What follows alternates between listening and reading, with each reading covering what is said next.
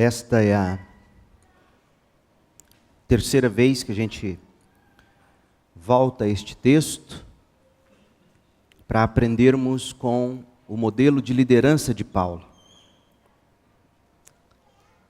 Atos 18, de 18 a 23, e depois o 19, de 1 a 7. Nós estamos aqui bem na transição entre o final da segunda viagem missionária de Paulo e início da terceira e última viagem missionária deste grande apóstolo. Podemos dizer que a segunda viagem missionária termina com o ministério dele em Corinto, na Acaia, transicionando para Éfeso, na Ásia.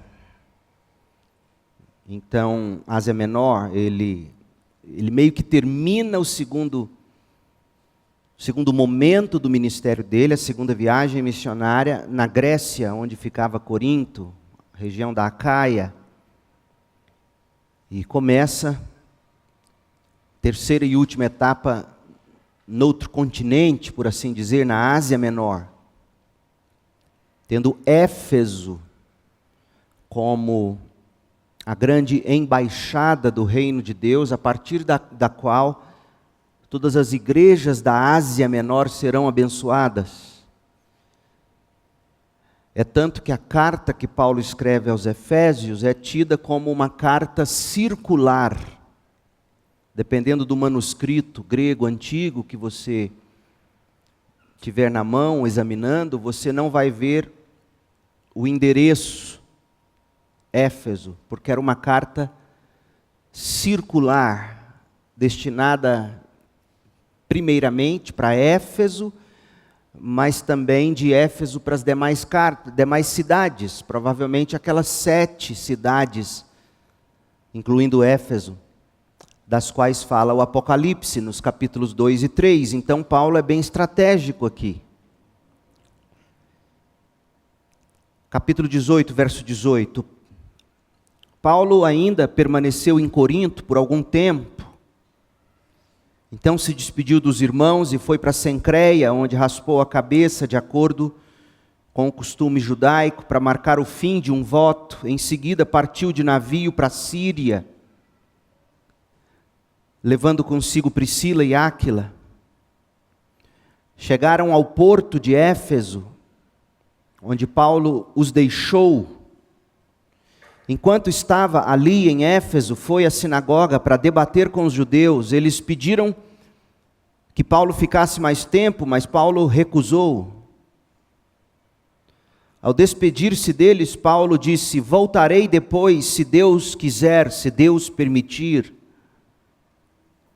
Então Paulo zarpou de Éfeso, entrou no navio, no porto e prosseguiu viagem. A parada seguinte foi no porto de Cesareia, de onde subiu a Jerusalém e visitou a igreja. Em seguida voltou a Antioquia da Síria, sua igreja mãe. Depois de passar algum tempo ali, voltou pela região da Galácia e pela Frígia, visitando e fortalecendo todos os discípulos. E aí até o final do capítulo, Paulo volta, ou Lucas narrando, volta à cena de Áquila e Priscila lá em Éfeso, onde Paulo tinha os deixado. Onde basicamente o que Áquila e Priscila farão será discipular Apolo e depois enviá-lo com carta de recomendação da igreja de Éfeso para Corinto, a região da Acaia.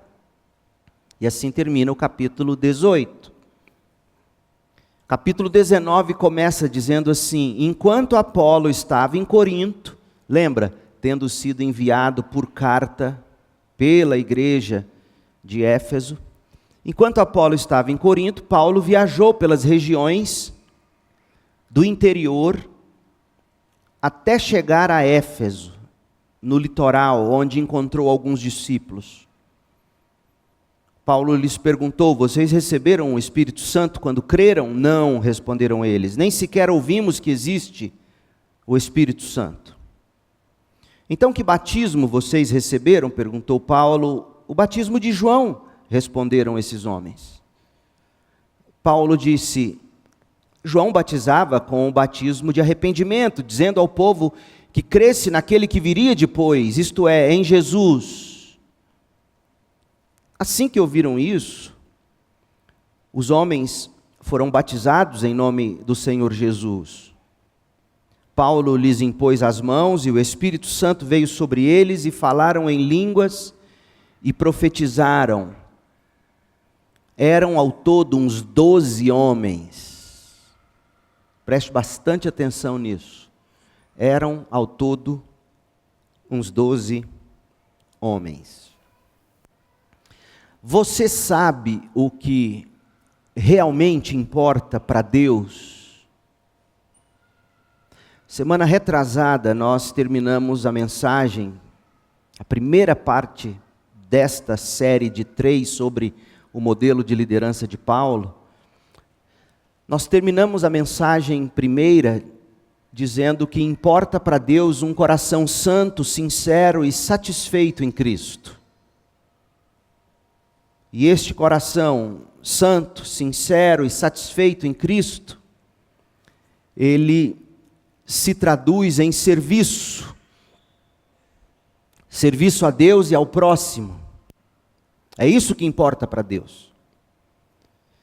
Importa para Deus que a gente seja igual a Jesus. Servos, mansos e humildes. Importa para Deus o coração de servo de João Batista, como estudamos, o qual fora elogiado pelo próprio Cristo. Importa para Deus um coração como o de Paulo, do mesmo calibre de João Batista.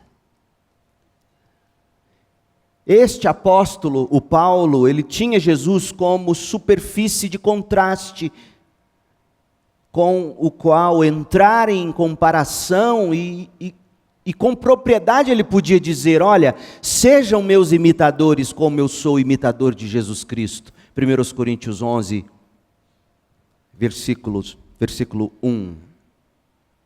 Foi disso que tratamos essencialmente nas 2 mensagens anteriores. Eu quero que você se recorde do seguinte, gente, é impressionante, graças a Paulo, a esta altura, entre o final da 2ª viagem e o início da 3ª viagem missionária, o cristianismo já não estava mais confinado em Jerusalém a um pequeno grupo de cristãos. A fé cristã já havia transbordado nas grandes metrópoles dos dias de Paulo. Tudo graças a ele. Ele diz isso aos Coríntios, no capítulo 15, olha, não eu, mas o Espírito em mim, eu fiz mais que qualquer um dos outros apóstolos. E apesar de tudo, e apesar de tanto, Paulo era humilde. Porque Paulo sabia qual era a fonte de poder da vida dele. A graça de Deus derramada na vida dele. Pois bem, na semana passada, juntos, nós olhamos para Atos 18, que lemos agora, e vimos o que chamamos de a primeira de 4 qualidades de quem sabe que imagem não é tudo no reino de Deus. Porque Deus não vê como o homem vê, Deus olha para o coração. Nós vimos que a primeira qualidade que importa a Deus, a primeira qualidade de grandeza aos olhos de Deus, a primeira de 4, a fim de que você cultive um coração santo, sincero, a fim de que você traduza essa santidade, essa sinceridade em serviço. O que importa para Deus, em primeiro lugar, a piedade pessoal. Nós vimos esta qualidade na semana passada e hoje resta-nos ainda outras 3. Paulo não era um homem que centralizava o ministério na sua pessoa. Ele era alguém que multiplicava lideranças e discípulos. Ele descentralizava o ministério dele. Outra coisa que a gente vê que é fundamental para qualquer líder, seja você líder do lar, onde você trabalha, e sobretudo no reino de Deus, outra qualidade imprescindível é a prestação de contas. E por fim, relacionamentos interpessoais. Sobre a piedade pessoal de Paulo, verso 18, Atos 18, Paulo ainda permaneceu em Corinto por algum tempo, então se despediu dos irmãos, foi para Cencreia, onde raspou a cabeça de acordo com o costume judaico, para marcar o final de um voto. Nós estudamos isso semana passada, portanto, eu não vou voltar a isso, mas importa recordar você do seguinte: este voto era um voto nazireu, um voto que comunicava pelo menos uma de duas coisas, ou as duas ao mesmo tempo, e parece-nos que no caso de Paulo, as duas. Você fazia um voto nazireu, como expressão de imensa e profunda gratidão a Deus, afinal Paulo tinha sido libertado, literalmente, da pena de morte, lá em Corinto. E Paulo também faz esse voto na busca de orientação, discernimento para os seus próximos passos no ministério. E discutimos semana passada se seria válido ou não Paulo fazer esse tipo de voto, já que ele escreve Gálatas dizendo que a salvação não é pelas obras da lei, etc. Então, se você não viu, se você não esteve conosco, ou não se recorda do que foi dito, volte na mensagem anterior, ela é muito importante. Mas o que eu quero destacar agora é que neste voto, você e eu enxergamos a piedade pessoal de Paulo, um homem que prestava contas da sua vida a Deus e que buscava em Deus a graça de Deus para prosseguir e agradecia a Deus por tudo que conquistava e realizava. A gente aprende que a piedade pessoal era o motor do coração de Paulo, o grande servo. Porque aos olhos de todo mundo, Paulo era e ainda é visto como aquele homem forte, aquele homem durão, que em algum momento teve até um confronto muito feio com Barnabé. Nós já estudamos sobre isso. Um homem forte, um homem durão, mas um homem que na sua essência era servo, era humilde, era amoroso, era respeitoso, era dedicado. Sustentando esta personalidade de Paulo, lá no coração de tudo, estava acesa a chama da piedade pessoal, fruto de sua leitura e devoção às Escrituras. Meu povo, quem participou do Pregue a Palavra essa semana que passou, os homens da igreja, puderam provar e ver o quanto é maravilhoso você se debruçar diante da Bíblia com oração e desejo de entender a intenção original do autor, inspirado por Deus quando escreveu o texto. Entender qual é essa mensagem central, entender de que modo o texto com essa mensagem central sustenta a mensagem central e a partir daí trazer as aplicações para a sua vida. Paulo se fortalecia assim. Paulo se fortalecia desse modo, fortalecia sua vida e o seu ministério com esse poder de Deus silencioso, oculto, no quarto em secreto com Jesus. A mesma piedade que também o mantinha humilde. Mantinha humilde porque ele tinha conquistado pela graça de Deus tudo o que estava acontecendo fora de Judeia e Samaria, aqui nos confins da terra. uma atitude humilde, uma atitude particularmente difícil em meio a todo o sucesso que Paulo já tinha conquistado, a aclamação das pessoas por onde passava, com exceção talvez a este ponto, e a gente vai ver que Corinto nunca engoliu Paulo, impressionante. A igreja de Corinto nunca foi muito afeita ao apóstolo Paulo. E foi a primeira onde ele ficou mais tempo, 1 ano e meio mais ou menos. Depois ele vai ficar 3 anos aproximadamente em Éfeso. Mas Paulo é humilde, mesmo diante desses que não reconheciam a liderança dele. E o que o mantinha humilde? Sua piedade pessoal. Sua vida escrutinada pelo Espírito diante de Deus, com a palavra de Deus aberta, memorizada, recitada, pregada para seu próprio coração. Segunda característica, a descentralização ministerial ou a multiplicação. Paulo era um homem multiplicador. E eu quero que você preste atenção nisso, porque é exatamente isto que neste momento eu, como seu pastor, tenho buscado para a nossa igreja. A descentralização ministerial. A multiplicação de líderes, presbíteros, pastores, para o exercício do ministério numa igreja local. Além da piedade pessoal, a gente enxerga em Atos 18 a descentralização ministerial no modelo de liderança de Paulo. Veja que quando Paulo chegou a Éfeso, ele foi logo, de algum modo, aclamado ou solicitado. Todos que entraram em contato com ele em Éfeso, gostaram muito dele de algum modo. Da personalidade dele, do conhecimento profundo dele, da piedade que transpirava dos poros dele.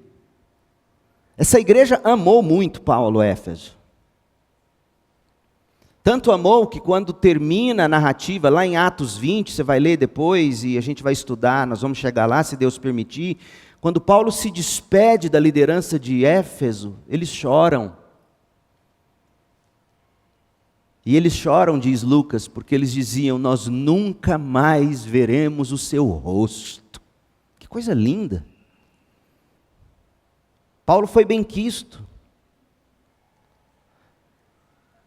E levando em conta a experiência péssima que ele tinha, pela qual ele tinha passado em Atenas, a experiência dura, difícil que ele passou em Corinto, porque esses foram os 2 últimos principais destinos de Paulo, antes de chegar a Éfeso, levando em conta a experiência horrível em Atenas, ele não teve frutos, ele não deixou a igreja plantada,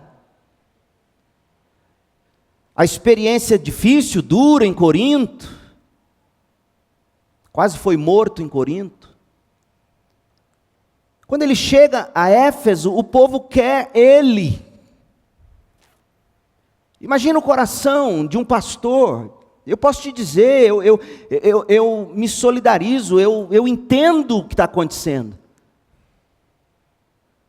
Como é bom ser benquisto como um pastor. Mas olha como Paulo age, reage. Atos 18, 19. Áquila, Priscila e Paulo chegaram ao porto de Éfeso, onde Paulo deixou o casal, Áquila e Priscila.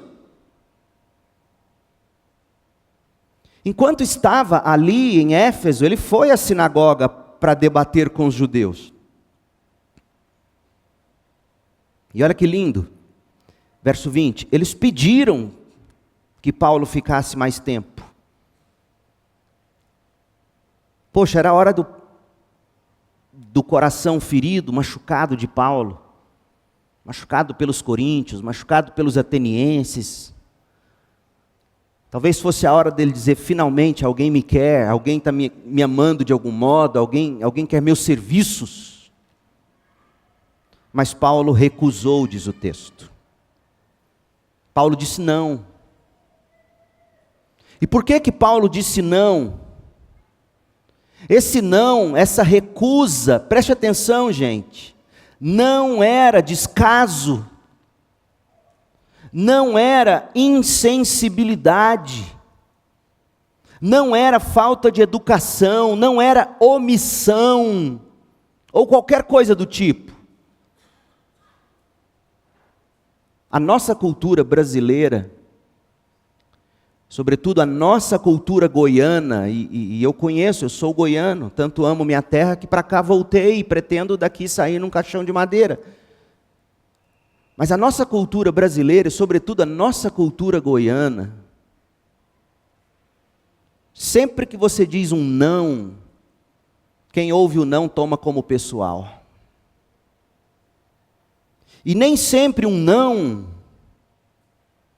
é descaso, é desfeito, é omissão, é insensibilidade. Um não é estratégia, é planejamento. O que é um planejamento, em essência, é você saber dizer não para aquilo que não está contribuindo para a visão que você está construindo e para o projeto que você está executando. E, portanto, neste caso, o não é prova de amor. Esse não aos Efésios significava descentralização, multiplicação, na prática. Uma das características do ministério de Paulo. Por quê? Porque Paulo estava confiante.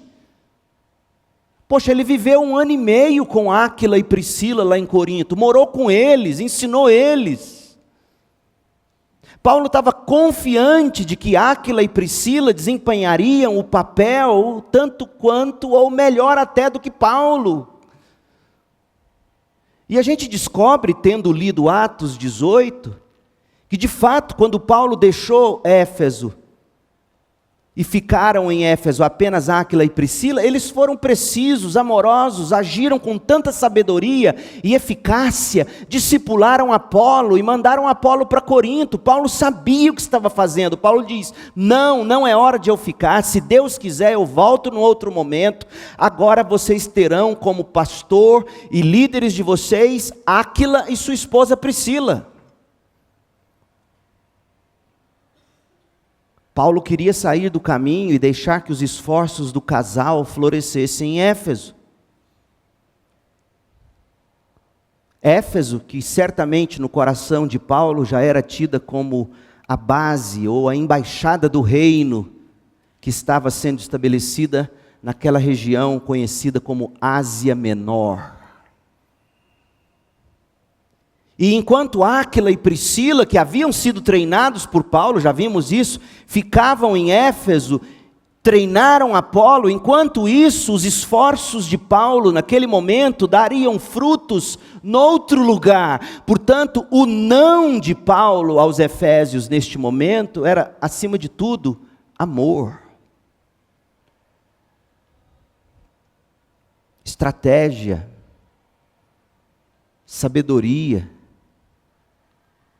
Bons líderes, gente, bons pastores, contrário do que parece, eles não vivem do personalismo.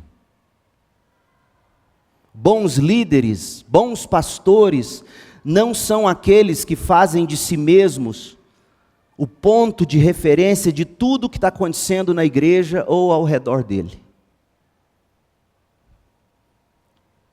Bons pastores não fazem do personalismo a âncora do ministério. Não são os que fazem ou se fazem parecer insubstituíveis. Paulo não se sentia insubstituível, ele disse, vocês não precisam de mim agora, se Deus quiser eu volto. Por ora vocês terão um casal que eu amo, com quem eu morei, eu conheço esse casal, eles vão cuidar de vocês. Esse é o bom líder, esse é o bom pastor. Além de cultivarem a piedade pessoal, o bom pastor, os bons líderes, os bons presbíteros, os bons diáconos, eles se multiplicam através de outros. E é exatamente isto que eu estou tentando construir na CIB. Depois de 7 anos como seu pastor já. Pastores qualificados ao meu lado, que poderão multiplicar o ministério do bom pastor, porque de fato, quem é o pastor titular dessa igreja não sou eu, é Jesus Cristo. Eu sou co-pastor do bom pastor. E ao meu lado, homens piedosos, a vinda do pastor Jailton para a nossa igreja, como isso tem abençoado vocês. Como isso tem abençoado através das visitas, o contato doce, amoroso dele, de Elaine com vocês. Pastor Roberto, tia Karen, neste momento, cuidando da liderança, que estão cuidando das nossas crianças. Portanto, igreja, quando, por exemplo, um pastor não consegue ir a um velório, por exemplo, e um dos nossos vai, isso não significa que os outros não amam. É assim que funciona, é a multiplicação. Na mesma coisa, a visita. Eu não tenho ouvido isso aqui, graças a Deus eu sei que não existe isso aqui, mas deixe-me dizer, o fato de, por exemplo, o pastor Jailton visitar, pastor Roberto visitar, e às vezes eu não ter ido ainda na sua casa, não significa que eles são melhores do que eu, porque não é assim que se mede. É multiplicação de tarefas, prioridades que cada um assume, multiplicação em outros lugares, é isso que Paulo está fazendo. Você já pensou se os efésios tivessem tomado a atitude de Paulo como descaso? Ele não gosta da gente. Ele não atendeu o nosso pedido, ele não ficou, ele deixou esse casal. Ele não gosta da gente. Mas como resultado desta atitude descentralizada, multiplicadora, o ministério de Paulo floresceu. Áquila e Priscila, os quais ficaram para trás, cuidando da igreja em Éfeso, o que eles fizeram? Eles discipularam Apolo. Enquanto Paulo viajava, fortalecendo cristãos, prestando contas da vida dele para a igreja mãe dele em Antioquia, fortalecendo os Gálatas, indo à Frígia, cuidando de outras regiões e lugares. Já pensou se a igreja de Éfeso falasse, pronto, o pastor agora não para mais nessa igreja, deixou um casal aqui e ele vive viajando. Poxa, Paulo não estava fazendo turismo? Quando um pastor deixa a igreja para abençoar outras, pregando, doutrinando, ensinando, ele não está fazendo turismo? É o que Paulo estava fazendo, multiplicando-se. E essa é uma atitude arriscada. Porque veja bem, o problema, em Éfeso parece que tudo deu certo, mas em Corinto a igreja se dividiu. A igreja se dividiu em Corinto por não saber lidar, ou não querer superar, ou mesmo por ter criado o problema do líder personalista. Porque olha o que aconteceu. Abre em 1 Coríntios 1. Paulo treinou Áquila e Priscila, lá em Corinto. Paulo deixou Áquila e Priscila em Éfeso, e foi fazer viagens, multiplicando o ministério dele em Éfeso e noutras regiões. Enquanto Áquila e Priscila estavam em Éfeso, sem Paulo, o que eles fizeram? Treinaram Apolo. Apolo, então, é enviado de Éfeso para Corinto, ou seja, Apolo, por assim dizer, é neto de Paulo, neto na fé.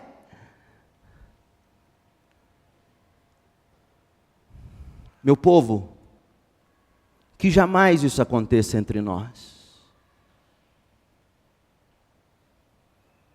Você até pode me considerar muito bom em pregação, e eu estou dizendo isso aqui com toda humildade. Mas eu não sou bom em tudo.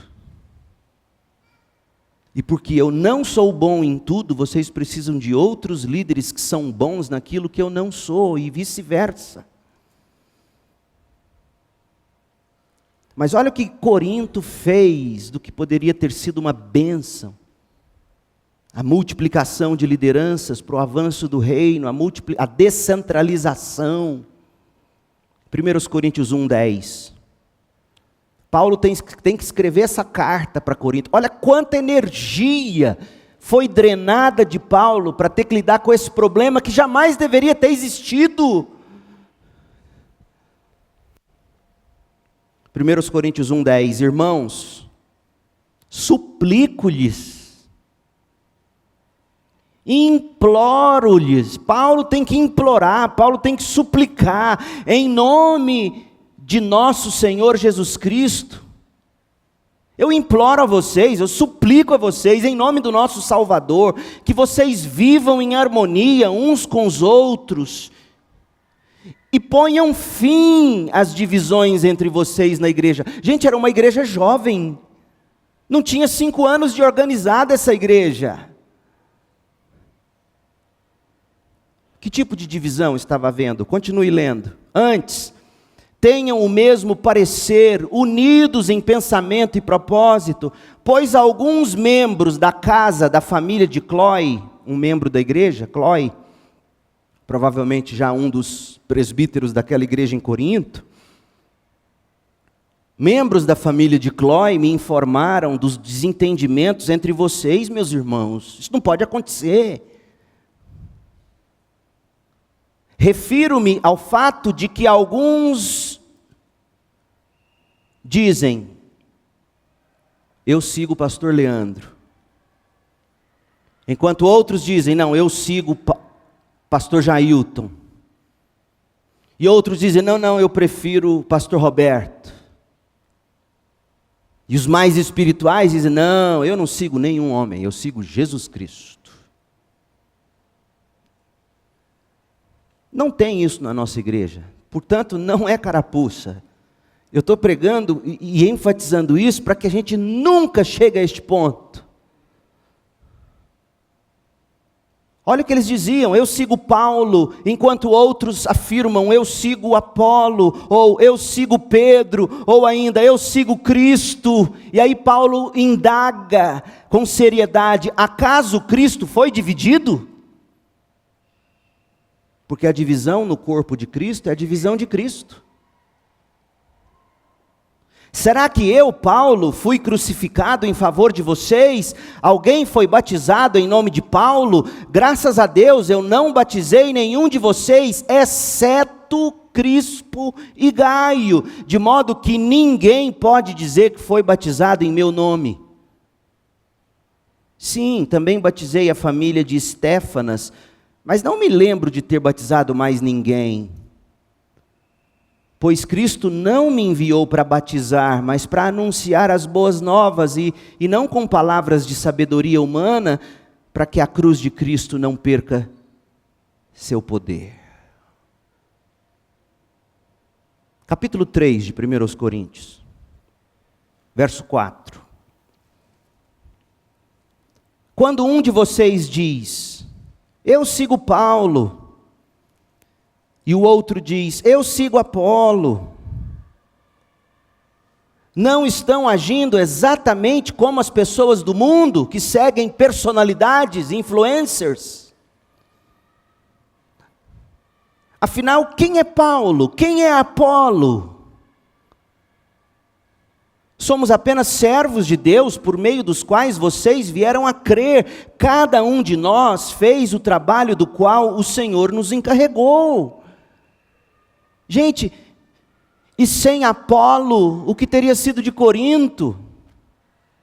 Sem Paulo, aquela igreja sequer teria nascido.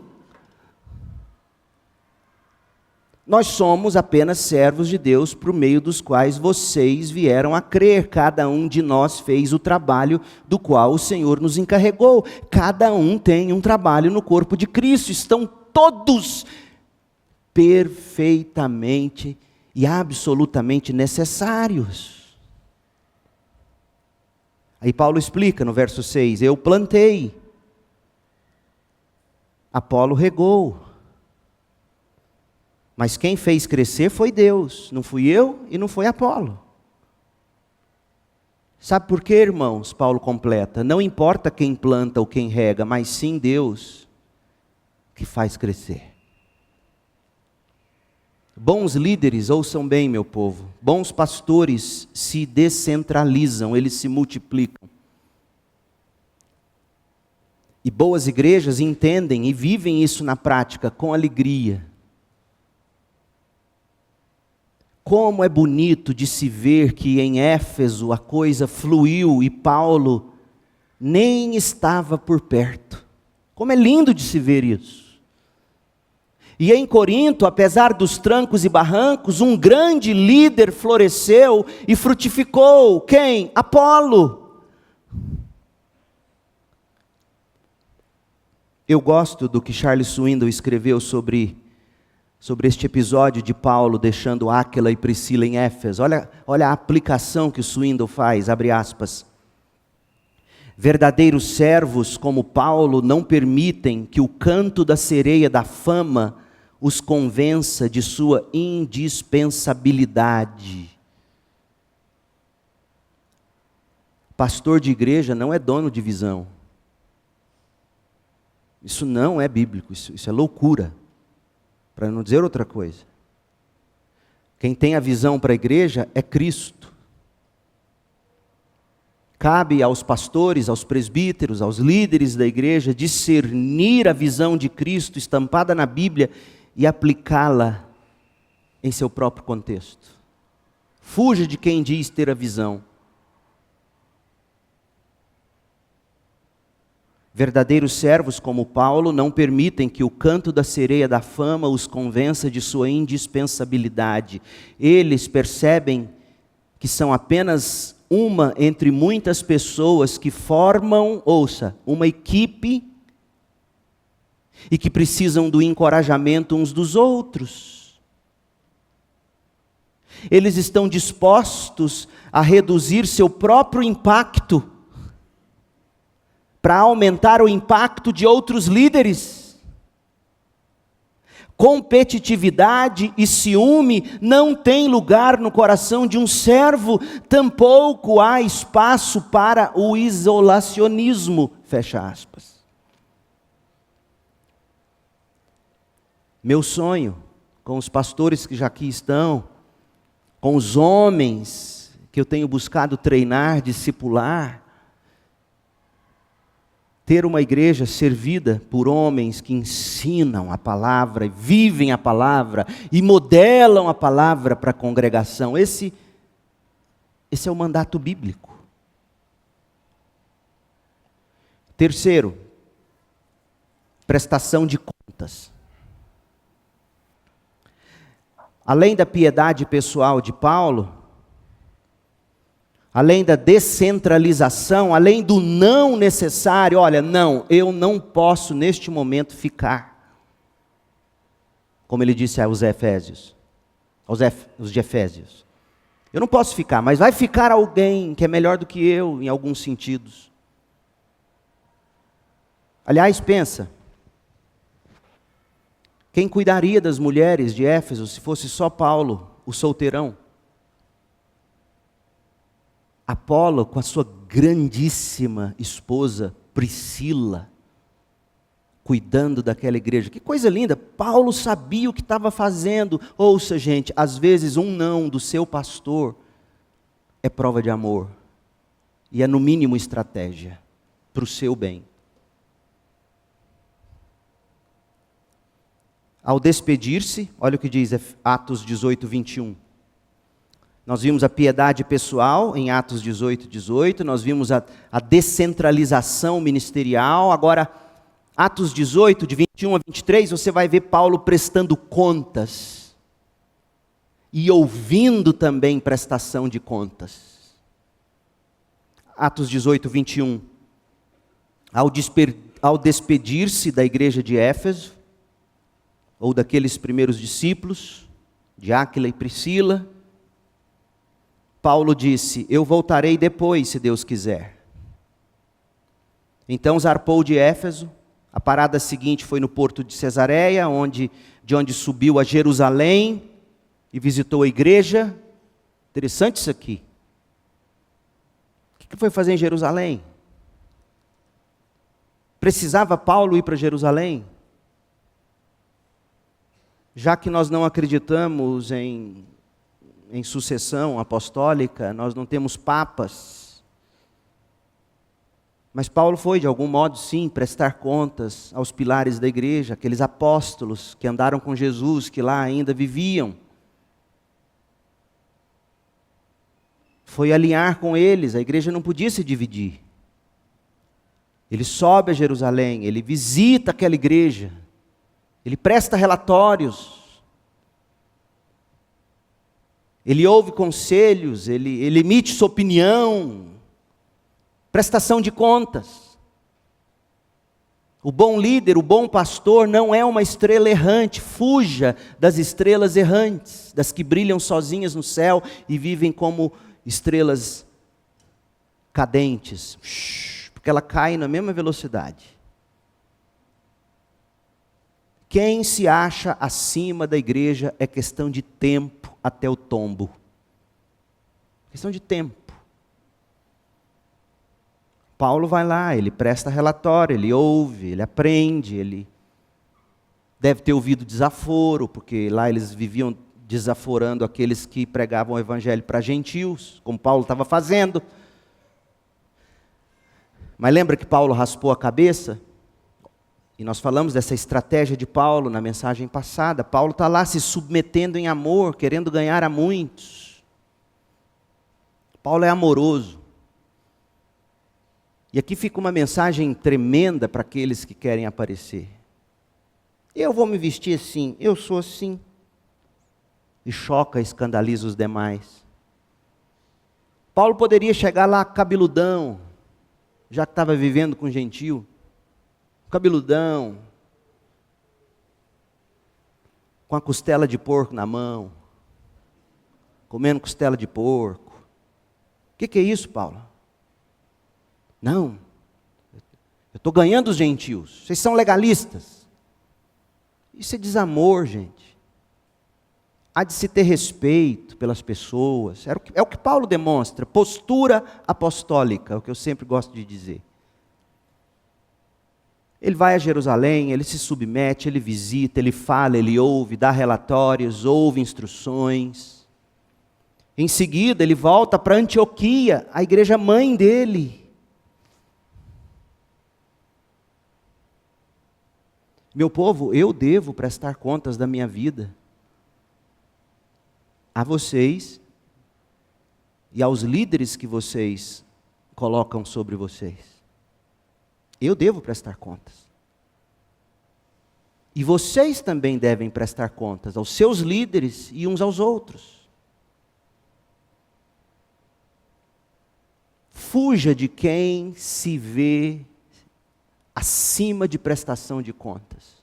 Nem Paulo foi assim. O que ele foi fazer em Antioquia? Igreja sólida, cheia de bons presbíteros, como já estudamos em Atos 13, a igreja que enviou ele. O que ele foi fazer lá? Prestar relatório, dizer o quanto Deus estava fazendo através dele, pedir que orassem por ele, falar das dificuldades dele, entregar ao povo os motivos de oração dele, receber encorajamento daquela igreja, prestação de contas. Verso 23, depois de passar algum tempo lá em Antioquia, talvez numa espécie de retiro espiritual ou de serviço, não sei, Paulo voltou pela Galácia e pela Frígia, e ia fortalecendo todos os discípulos. Primeiro ele presta contas a Jerusalém, a Antioquia, porque essas eram as igrejas sobre a vida dele. A igreja dos apóstolos lá em Jerusalém, eles ainda estavam vivos. A igreja mãe que o enviou, Antioquia, ele tinha contas a prestar a essa gente.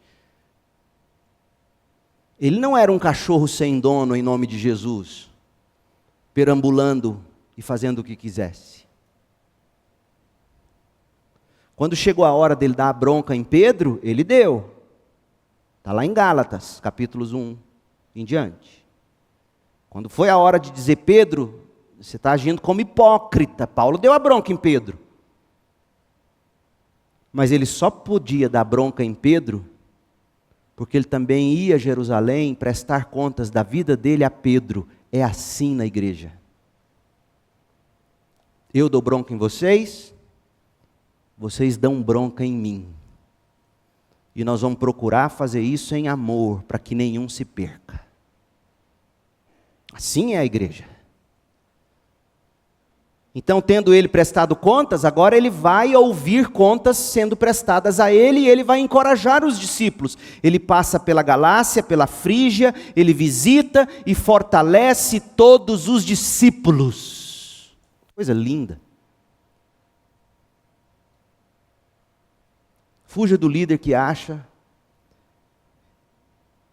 que ele só tem para dar, só tem para cobrar, nada a receber. Fuja deles. Esse não é a característica do líder do Novo Testamento. Servo que era, servo de Deus, servo de Cristo, servo de pessoas, Paulo cultivava relacionamentos e não aplausos. Ele se debruçava em piedade pessoal diante de Deus e operava em pé ao lado de pessoas, ombreado com pessoas. Ele mantinha o contato com Deus por meio de Cristo e pelo poder do Espírito, mas ele também se relacionava de mesmo modo trinitário com outras pessoas, distribuindo graça, amor e consolação, fazendo como é o nosso Deus triuno. Mas infelizmente nem sempre é uma tendência natural de líderes, de pais de família fazer isso. Pais de famílias devem prestação de contas a seus filhos. Eu já contei para vocês. A maneira de Deus dizer que era hora de eu deixar Campinas e vir para ser seu pastor, não foi tomada só por mim.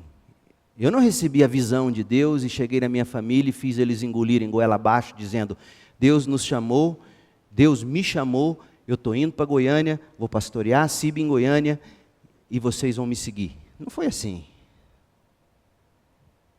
Primeiro com a minha esposa. Primeiro ouvi. E ela me disse, já há 1 ano, Leandro, eu vinha entendendo que talvez fosse a hora de Deus nos levar para outro lugar. Aí chega a vez de falar com os filhos. Pego eles na escola, coloco os 2 no carro atrás, Samuel com 11, 12, Isabela com 9, 10. Meninos, parece que Deus está chamando o papai para ser pastor lá em Goiânia. O que vocês acham? Samuel, coisa mais linda, nunca vou esquecer. Uai, pai, se Deus está chamando, nós vamos. Pastor, e se eles tivessem batido o pé e não quisessem ir? Posso ser sincero? É bem provável que eu não teria vindo.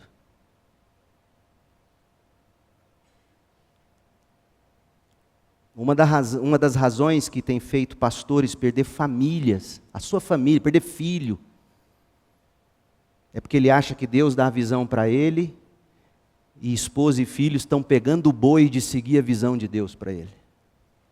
E saem destruindo famílias. Você que almeja o ministério, homem, saiba escolher sua esposa. Porque se ela estiver casando com alguém que pensa que Deus está chamando para o ministério, mas ela não tem o chamado para ser a esposa desse homem, não acabe com a vida dela. Paulo presta contas. Paulo pede conselhos. Paulo dá conselhos. Ele não tem só para dar, ele tem primeiro e principalmente a receber. Jerusalém, Antioquia. Agora sim, ele visita os discípulos dele, presta contas, ouve contas. Provérbios 27, 21.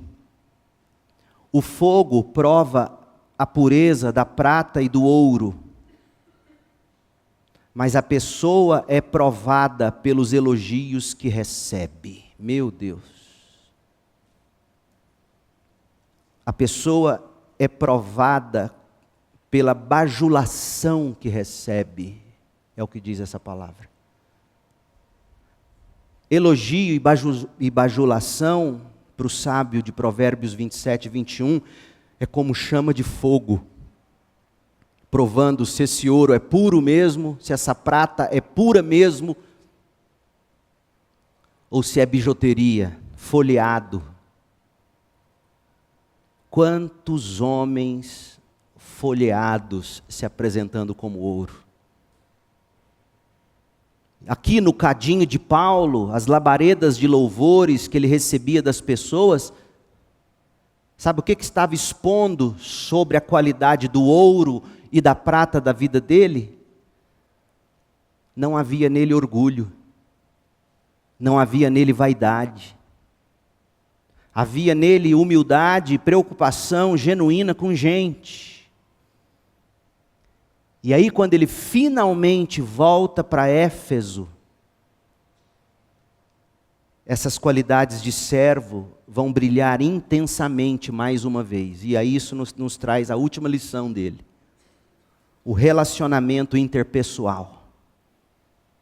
Relacionamento interpessoal. Piedade, descentralização do ministério. Terceiro lugar, prestação de contas. E por fim, relacionamento. Quando se lê sobre o retorno de Paulo a Éfeso, porque ele tinha dito, você lembra no capítulo 18, se Deus quiser eu volto, e Deus quis, ele voltou. É impressionante, porque você não lê Paulo chegando e dizendo, cheguei, Áquila e Priscila, agora é comigo. Não tem isso. De novo, longe disso, sabe o que Paulo faz? Olha que coisa interessante, porque afinal foi ele que ensinou isso. Paulo pega o ministério exatamente onde Áquila e Priscila já estavam exercendo o ministério. Ou seja, você lembra? Atos 18, de 24 a 26, Áquila e Priscila em Éfeso estão discipulando Apolo, e depois mandando Apolo para Corinto. E quando Paulo chega a Éfeso, ele discipula, versículo 7 de Atos 19, ele discipula 12 homens, uns 12 homens. É isso que ele faz. Verso 1, capítulo 19, enquanto Apolo estava em Corinto, Paulo viajou pelas regiões do interior até chegar a Éfeso, no litoral, onde encontrou alguns discípulos e perguntou, vocês receberam o Espírito Santo quando creram? Provavelmente esses discípulos eram daquela mesma leva de Apolo, que também não conhecia muito disso. Não, responderam eles, nem sequer ouvimos que existe Espírito Santo. Então que batismo vocês receberam? Perguntou ele. O batismo de João, responderam. Paulo disse, João batizava com o batismo de arrependimento, dizendo ao povo que cresce naquele que viria depois, isto é, em Jesus. E assim que ouviram isso, eles foram batizados no nome do Senhor Jesus, e Paulo lhes impôs as mãos, e o Espírito veio sobre eles, e falaram em outras línguas, e profetizaram. A gente vai voltar sobre isso. E eram ao todo uns 12 homens. O que Paulo fez? Paulo discipulou 12 homens. Sabe no que esses homens se tornaram? Nos presbíteros da igreja de Éfeso. Coisa interessante. Ele está multiplicando discípulos. E aqui está a prova, uma das, de tantas outras, mais contundentes, de que a igreja do Novo Testamento era governada pela congregação, mas liderada por presbíteros. De onde o senhor está tirando isso, pastor? De onde o senhor está tirando que esses 12 aqui podem ter sido os presbíteros de Éfeso? De onde eu estou tirando? Atos 20, verso 16. Lá adiante, a gente vai chegar aqui ainda. Paulo havia decidido não aportar em Éfeso. A essa altura ele já tinha deixado Éfeso, já estava seguindo na terceira viagem missionária em outros lugares, pois não queria passar mais tempo na província da Ásia. De novo, ele não queria passar mais tempo na província da Ásia. Você já pensou? O goiano tomaria isso aqui como ele não gosta da gente. Está cuspindo no prato que comeu. De novo, não. É estratégia, é amor, é o reino de Deus. Paulo tinha pressa de chegar a Jerusalém, se possível, para a festa de Pentecostes. Verso 17. Por isso, em Mileto, mandou chamar os presbíteros da igreja de Éfeso.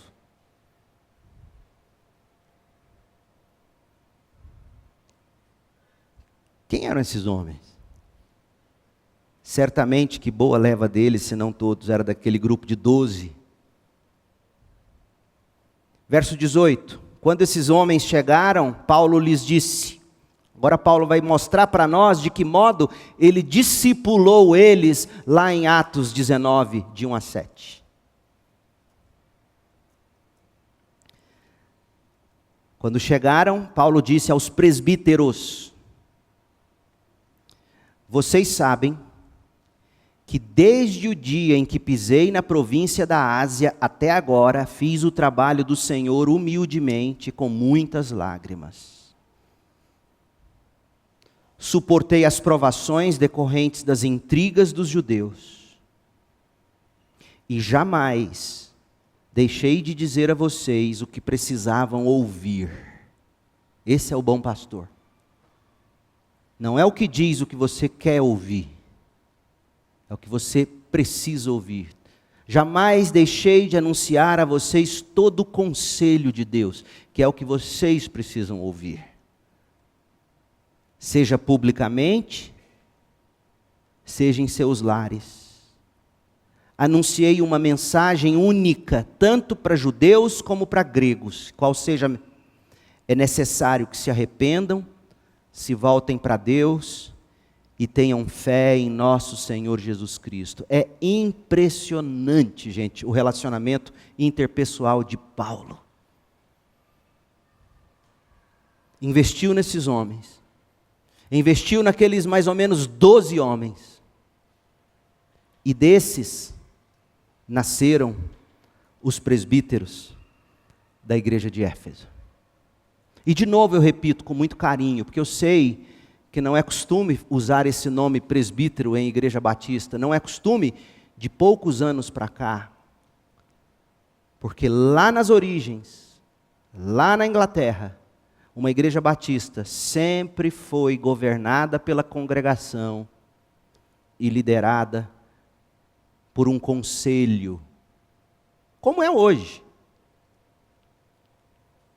Só que o conselho que sempre liderou uma igreja batista, desde as raízes, foi o conselho de homens da palavra, que amam a palavra, que aconselham a palavra, que pregam a palavra, que ensinam a palavra, que tratam da disciplina da igreja.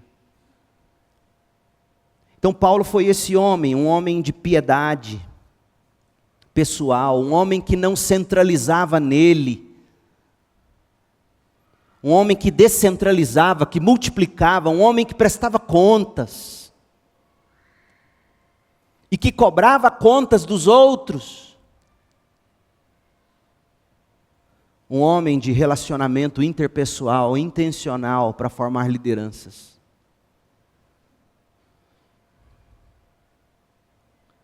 Meu povo, os ensinamentos de Cristo e o exemplo de Paulo retratam um tipo de grandeza rara no reino de Deus: humildade e serviço. E a Bíblia vai dizer em Efésios 2,15, Paulo vai dizer aos Efésios, esses Efésios, dos quais ele treinou seus presbíteros, colocou Áquila e Priscila no começo, depois Timóteo foi ser pastor de Éfeso. Paulo escreve no capítulo 2, versículo 15, que nós, a igreja, somos a nova humanidade, nós somos o novo homem, que reflete para o mundo a imagem do que é a nova criatura em Cristo, vivendo pessoalmente, individualmente, mas também corporativamente, como corpo. E nossos líderes precisam ser do calibre de Paulo. Agora, eu sei que isso não é fácil, mas você precisa, em primeiro lugar, resistir à tentação de adotar a visão de grandeza do mundo. A igreja não é uma corporação com um CEO na cabeça, o cabeça é Cristo. A igreja não é composta de aspirantes a executivos júniores e sêniores. A igreja não é composta de trabalhadores em regime de contrato CLT, à busca de promoção. Nada disso. A igreja é uma família na qual todo mundo, individualmente, cada membro, todos ligados ao corpo, tem o mesmo valor que o outro. Na igreja, a edificação mútua, a evangelização e o discipulado, e a adoração a Deus Pai, Filho e Espírito Santo, é mais importante do que gráficos de crescimento, programa de qualquer natureza e de qualquer imagem para propaganda. Nossa única medida de sucesso pode ser expressada nessa pergunta: estou amando a Deus acima de todas as coisas e ao próximo como eu amo a mim mesmo, e desse modo exemplificando o amor de Jesus? É isso que importa. Nós devemos também manter todo o corpo em foco, não apenas pequenas partes. O papel do pastor, o papel dos pastores, o papel dos presbíteros, Paulo vai dizer em Éfeso, de novo, Efésios capítulo 4, de 1 a 16, Paulo vai dizer, a função dos pastores, a função dos presbíteros é treinar o corpo, as ovelhas, para que as ovelhas exerçam o ministério da igreja. Quem faz o ministério da igreja acontecer não são seus pastores e líderes, é a igreja. Os líderes estarão fracassando se eles não estão capacitando ovelhas para elas exercerem o ministério. O Mark Dever diz que quando você contrata um pastor numa igreja, não é para demitir o membro da sua função, porque muitas igrejas fazem isso. Contrata um pastor de jovem e diz, agora você vai cuidar dos nossos jovens, e todo mundo cruza os braços. Contrata um pastor para crianças, você vai cuidar das crianças, e todo mundo cuida dos braços. Tem um livro que Jonathan Lima escreveu, que o título é assim, Não Demita o Membro da Igreja.